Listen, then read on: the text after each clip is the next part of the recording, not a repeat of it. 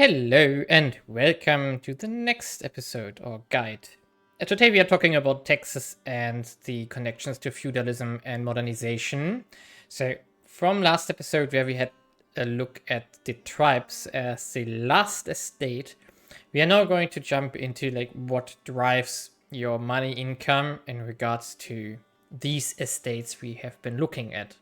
I have loaded up a save game of my own, which is a Yemen game from my live streams, just to showcase how it looks like in an advanced campaign and what you usually do to basically get richer. So for example, my income here is 56, mostly from trade because I'm playing a trade empire basically as Yemen. However, where is this money coming from? Except for the trade value, which is basically vanilla-like the base game. But we also have taxation income. And now we want to understand where do you get this from? Now, first of all, let's look at the screen, which we already know. So the state and commoner interactions here has this assess bureaucracy and stability. As we can see here now, there is a little bit of a change going on compared to what we saw earlier, for example, for Naples. So the reforms are much on a higher level. For example, the clergy is extremely dependent on the state by now. I'm taxing it. The burghers are reformed and the nobility is also partially reformed. However, still with 75%, the strongest estate in the realm by far. But I also did some state reforms, which I'm going to explain how it plays a role in your tax income. Now, if we check out our national income here, then we can see that the revenue, which is the first entry, is quite high. We get some payments for tax farming, which is basically paying our bureaucracy to do its job. Then we have a heavy loss from corruption, which is 60% on the province level and 45% on the state level. And afterwards, we see a list of what is getting paid by whom. And we can see here, for example, there will be fees, there's rents, there are excises, and there's land taxations. For all estates, they pay different amounts because they, of course, own different kinds of stuff. Like as we saw earlier, clergy owns a lot of education property, while the peasantry in this state already owns quite some property like land, farmland, forests or whatever. So they have their own grounds basically. But still, nobility and burghers play a big role. However, what we don't see here right now is like, from where does that come from? Like which taxation exactly is providing us an income here? And for that we can go into the decisions here and check out the tax code here again, where we see where we spend our stuff on. As we see, it's now very different to what we start with as, for example, Naples, which is mostly doing aristocratic levies, for example. But we can also just go into configure taxes here. For example, I'm not using the poll tax here, but we can see here that the land tax here is only bringing in a measly amount of income for a lot of costs of admin points. So if we get 12 ducats for 6 admin, that's really not efficient. Property tax is not even used. Chattel tax is also not even used currently. Inheritance as well. But we do have a tonnage here, which provides us with 8 ducats. Also not really much. We have a little bit of salt excise, a bit of a timber excise, substance excise, and well, these ones are also not really used. And then we have rent use as one of the major incomes, which is on the nobles and the burghers. We have some dues, which are the aristocrats and nobility has to pay. And then we have charter fees, where we currently didn't implement the UI yet. But basically, the biggest impact here are the aristocratic dues, which is what the nobles have to pay us, which they are subtracting from the other estates, like peasants and nobles and whatever, who is somehow depending on the nobility property. And they have to pay us some stuff. If we look into our provinces itself, we can also see what kind of taxation is present, as I already have shown in one of the episodes. For example, we can see here now which taxation is applied. The green arrows downwards or upwards will be representing which kind of taxation is active. So for example, the tribute tax is here not active. However, the noble dues on a low level are active here. The rent dues are active for and the charter fees are active. We also see here that we have a volunteer law active, which is providing manpower. The citizen service is active, and the noble levies is active in regards to manpower here, which basically means which population faction is actually contributing towards the army itself. Now, the noble dues as a very good example, what are they depending on? The cost is based on the noble wealth, and the cost is increasing by the noble loyalty and the autonomy. Which means the more autonomous the province is, the more costly the taxation is on admin and dip points. Which also means that if your realm is more autonomous, you really can't extract that much wealth from your nobles via obligations. So, and only they have to, and of course they also have to be loyal. In the end, this means that you basically have a kind of positive feedback loop, that if you get your nobles loyal and the autonomy lower, they pay more taxes, therefore they have less wealth, and therefore they are less powerful. Which means higher loyalties and higher autonomies, lesser autonomies basically. So you can really end up in some kind of nobility problem if they get too powerful, because all your autonomies are going up, because their power also has an impact on that. Now, the same can be said, for example, for the burgher fees here, which is the same for burgher wealth, which we just saw. And we have a similar thing for the peasants with the rent dues, which is depending on the population of the peasants, basically, and how much they own. And if we compare that to a different province, let's say we go to Baba Kadale here, which is a very small province, we can see that, for example, we only have the rent dues and the charter fees active here. If we go further, for example, to here, oh wait, that's also a city. Let's go here, for example. Then we see that there is no taxation at all ongoing, except for the volunteers, which provides manpower, but only 40 of them. And that's basically the reason, because it's extremely autonomous, has a very low development compared to other provinces. So extracting anything from this province is extremely expensive, and therefore the automatic tax delegation doesn't even try to extract wealth from here, because it's much cheaper to extract wealth from other provinces where you can get more money for the monarch point investment. And that's basically the principle behind it. That's why most of our tax value or income is actually coming from these provinces here, which we own in the center here around our capital. As you can see here, for example, this one makes 12 ducats, which is mostly coming from trade and stuff. But all the other provinces here, as you can see, also provide a little bit of income. And these ones here are really marginally small, like 0.14, 0.5 here, and let's check here, 0.04. So because the taxation isn't here pretty large, basically. What can you do to therefore increase your tax income? And I mean, I already got to a very good point in tax income. You can reform your taxation laws, as mentioned earlier. So, for example, we are still on state tax forming 2, but we could go up to something higher as soon as we have done the prerequisites, which are basically here the other tax farming laws, which we can check out here. No, these ones. So basically we can check out the tax laws here. The tax collection, we are still on 2, but we can go up to tax 3, which basically means that our state reach plays a bigger role on the tax efficiency, basically. So if you want to rely, which in this case I'm not completely relying on my tax incomes, or rather to a modest way, because I'm trading a lot, then you really need to up your trade at your taxation laws, basically, to get rid of all other kinds of incomes, or if you don't want to rely on them.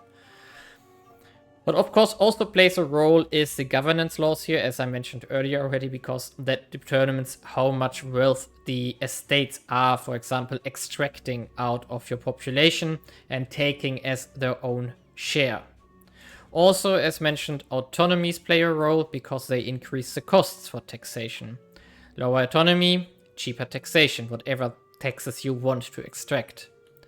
And in the end, there is one last thing which we need to consider when you have an income. It's property itself. So currently our state itself only owns a marginal amount of properties of our realm. We could, for example, take stuff from the church here, which own a little bit of percentages of farmland, but we could also aggressively go after the aristocracy here to take away part of their farmland. If we were to do this, we would do the leverage here, and we would expropriate farmland. So I already set something up, but basically we would decide what do you want to expropriate. In this case, we would take farmland for ourselves. Let's say we want to take 20% of all their farmland. If we were to do this, this would be 1,700 units of farmland, and they would really hate this, of course. And if you go too high with that, they would even do a civil war, which could ruin you completely. So basically, property itself can also be an income source. Properties are per province. So let's check Sana again. So Sana here has, there's a property tab here in the information. It has mines, it has farmlands, it has forestries, and all of these can be owned by the estates. There's even a tab for this, basically this one, the second one, which you can, by pressing A, you can switch through the pages here basically. You can see that this is split up between all the estates there are. Even the nomads own a little bit of farmland still, because they exist here still. So if we check out, we still have 8,000 nomads here. So in the end, if you want to do taxations, you really have to think about how your realm should look like, or what do you want to build up. So for example, I have built a trade empire here. So I'm basically focusing, let's check our realm size. Basically we have Arabia here, the southern parts. We got the Philippines and the Madagascar, and we are trading a lot of value between these provinces here, because these ones produce exotic goods. Here we produce manufactured goods, and Madagascar is providing raw materials because we don't have forests here. So that's basically some kind of feedback loop here in my economy. And we are selling a lot of stuff to China and Europe, which really like our exotic produce. But that's something for the economy part, when we can talk about what you actually can produce in provinces and what it automatically produces and so on. Now, back to taxation. You really want to think about how do you want to develop your realm. For example, I made the decision here that I want to stay with my nobility as a very strong part of the government here, because they are providing manpower, they are also providing an income, and I don't necessarily need to weaken them, because it means a lot of unrest and a lot of costs involved. Instead, I have built up my burghers as a secondary power, and I have weakened the clergy. So basically the nobility stayed the same since the beginning. I reformed a little bit about them, but I reformed the burghers heavily, and I reformed the clergy. And I reformed the state to get more normal taxation, bureaucratic taxation going, while keeping the nobility happy and not cause problems. However, this still means that there's a lot of work to do here, and we can still do a lot of reforms improving our taxations here. As you can see here, for example, the indirect taxation is still on level 1, which is the worst one you can have. If we were to go up to the next level here, it means that we can also enable the substance excise, which is automatically applied to your provinces. But basically our tax efficiency goes up significantly and our costs go down. The same here for the direct taxations, which basically allows property taxes and inheritance taxes to be applied to our provinces in the background, and also increases the efficiencies and reduces the costs. So if I, for example, want to build up our usual tax income, then I would need to do these reforms there. If I still want to rely on trade, then I can just ignore it and keep building up my empire and not reform that much, because it costs us points, it costs us stability, which we don't necessarily want to sacrifice here.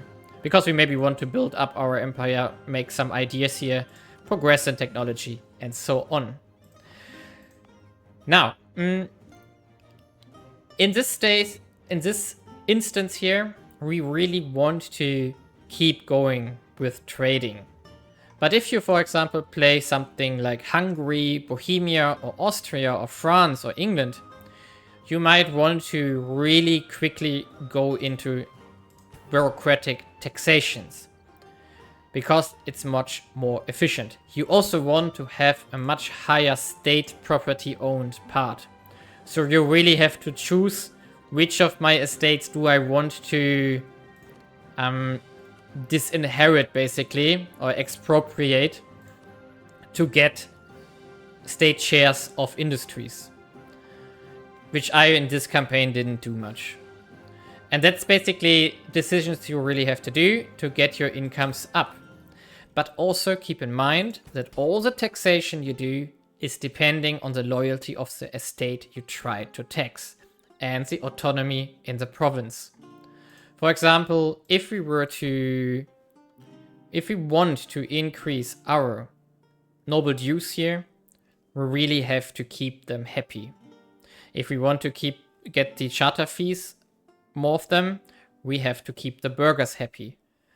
And that way you can really end up in problems if you don't pay attention to this.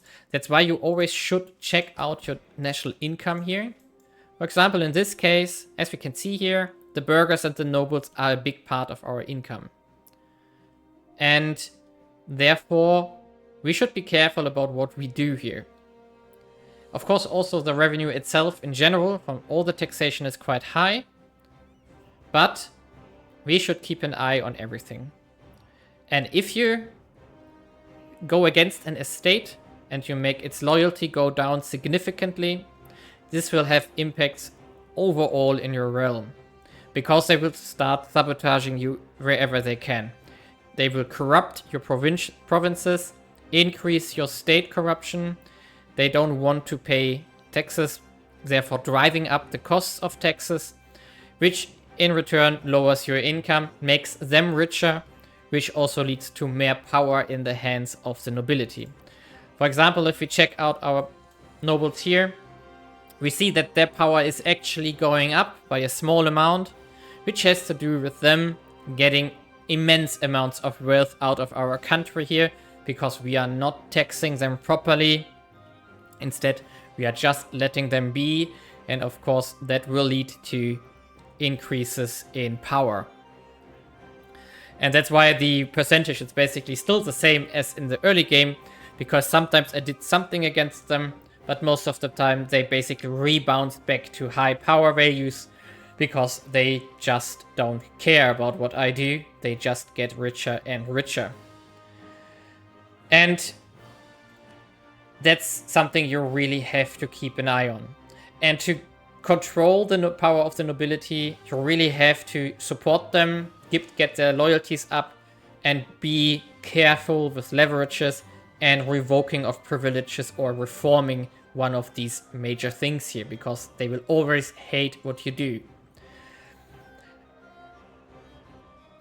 Now, if you are a new player, what I would recommend is the tax delegation, which starts at the start of the game. Just keep it as it is, and then start looking at the numbers, like where does my money come from?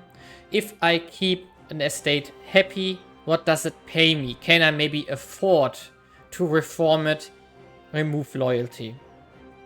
And when you are sure that you can survive with less tax income, then you can maybe do a reform against this estate, for example, the nobility. If you are not sure, keep them loyal and rather progress in technology and ideas and conquer more stuff so that you have a general higher base income, or instead focus on expanding your bureaucracy, which at the beginning most estates do not care about. So if you have 10% state reach or 30% state reach, at the beginning they do not care about this. They only start to care as soon as you really start pulling wealth and you really start to try to fight corruption, which will go up over time if you don't reform and your nobility or burghers or clergy get more powerful. So basically, just keep an eye on what you do, keep an eye on your income, and don't go to war too much, because a new province will always be worth nothing at start.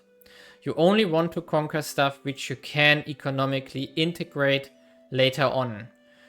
So basically, I conquered into Oman here to get the trade in the Arabian Gulf here, which is paying off now, but the provinces itself do not provide a lot of tax income. So that was never the goal. It was always to control trade. If you are, for example, here in Hungary, you have to keep an eye on what you actually want to conquer, because if you get too big, we can actually check Hungary here. Well, they have decent levels of autonomy actually, with 50% here. But let's check Poland. They conquered stuff over here, where they have problems with autonomy. Probably England also has problems here in France. Yep, they also have problems here. And the Ottomans here also have problems on the fringes, which therefore doesn't provide any tax value, which is basically the same as you wouldn't conquer it at all. So always keep an eye on that. You really don't want to overburden your state with useless stuff. Make sure that your autonomy can be handled. For example, these expansions here are purely for long-term perspective. They really don't put out much of a tax income at all. But they are quite nice economically for our trading. So that's something you always should keep an eye on. And that's it basically for the taxes and the incomes in general, and how you can manage that, or rather what you want to look out for. In the next episode, we are going to continue on this topic here, because we are going to deep dive into the province overview here, what we already started, looking at values per province to understand better what is making money actually, which is also the opening point for actually looking at the economy itself. So leave a like and see you in the next episode.